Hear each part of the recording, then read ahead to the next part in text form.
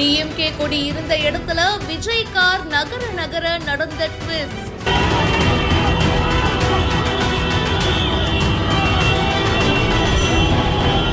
பார்க்க குவிந்த மக்கள், திருவிழா போல காட்சியளித்த கோவை மாநகரம்.